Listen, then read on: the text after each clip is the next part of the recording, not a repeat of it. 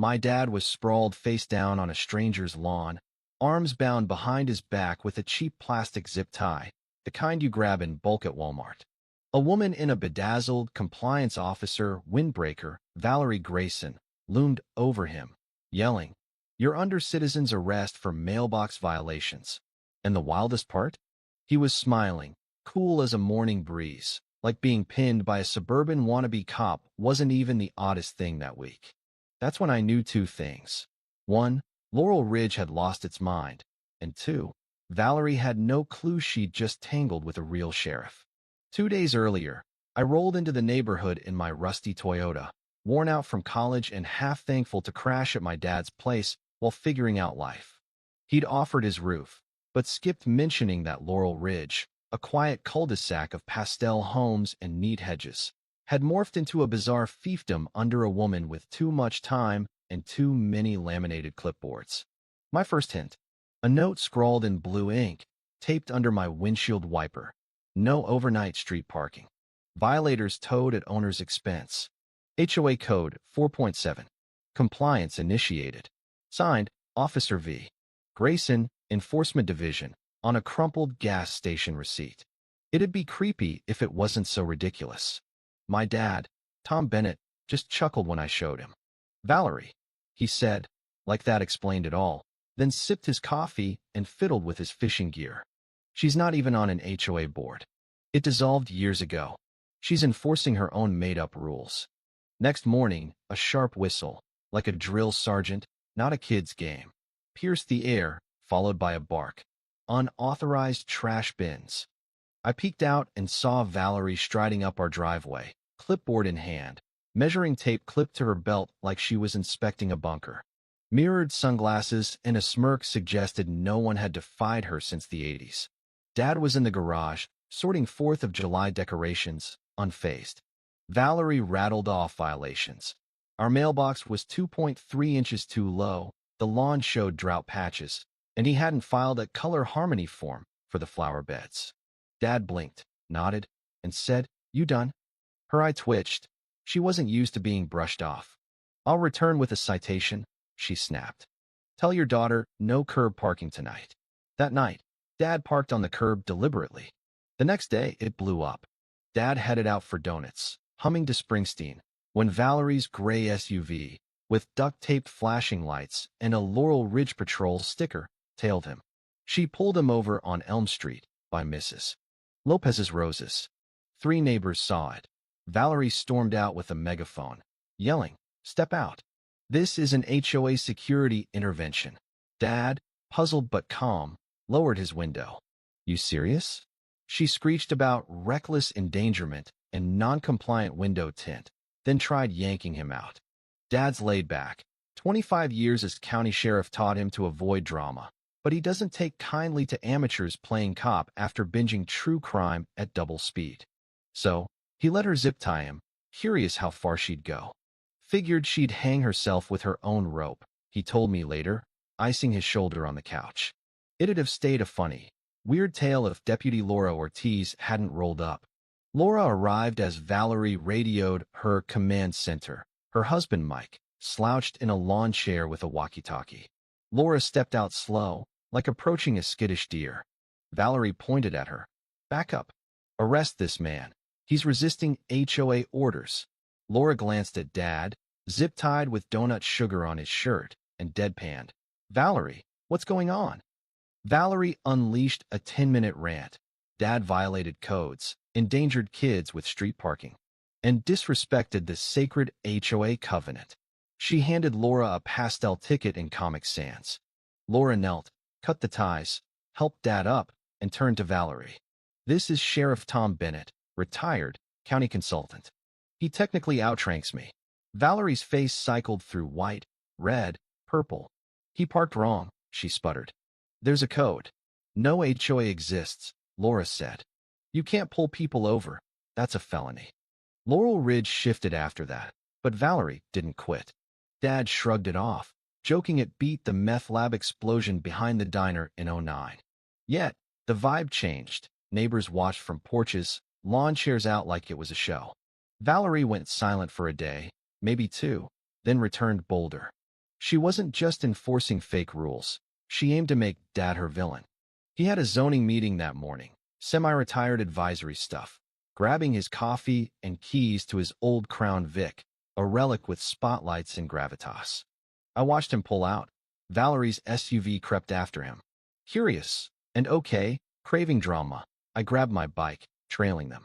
On Pine Lane, she blocked the road with her SUV, lights flashing, a handheld siren blaring like a toy store reject. Dad sat calmly in his car, hands on the wheel. Valerie, with a chief enforcer badge, barked, license and registration.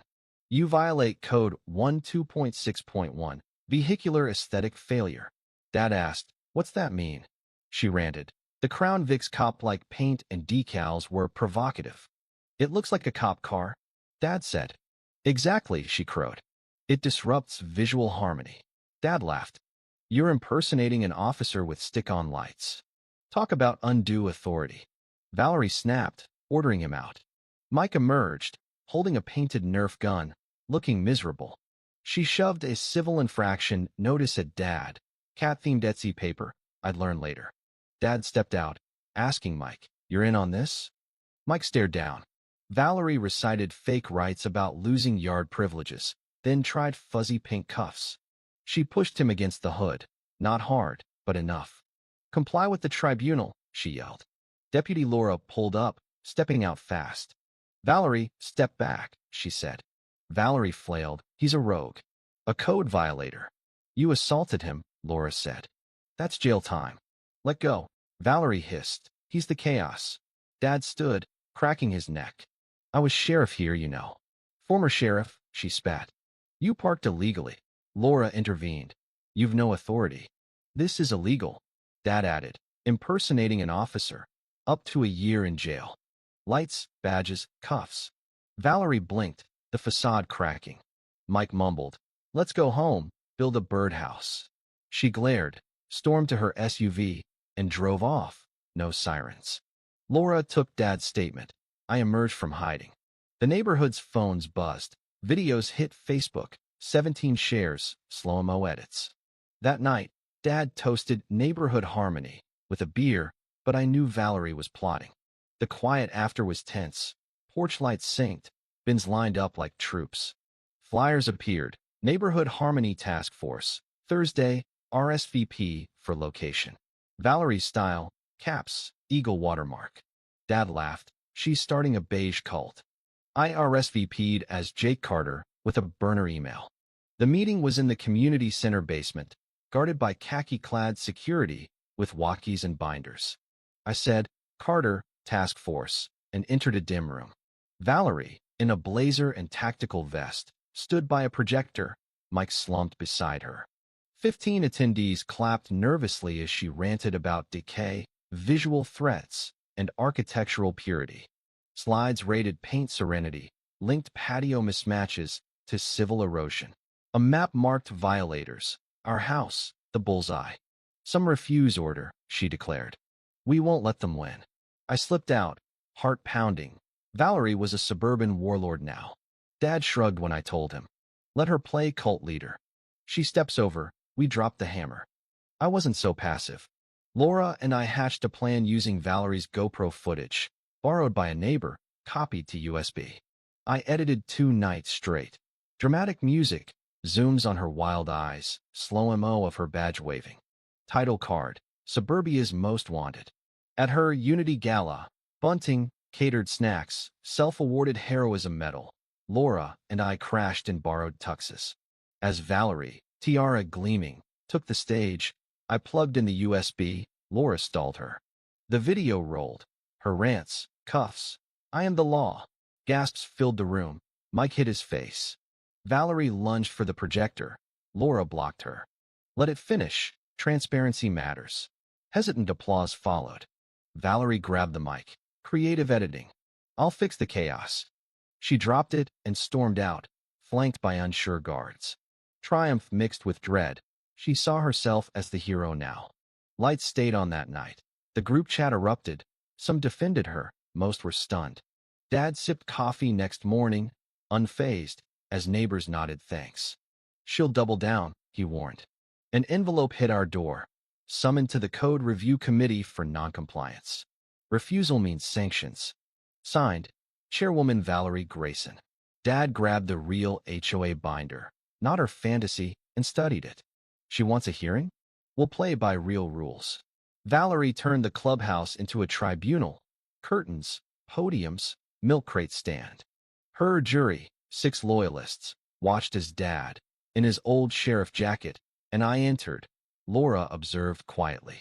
Valerie slammed a gavel on a plate, listing violations: vehicle display, decorative disunity, instability. Dad read the real charter. No HOA for 5 years, no binding codes without votes. He showed forged notices, neighbor threats. Mike stood. She faked bylaws, bought eBay shirts. It's too far. Silence. Laura added.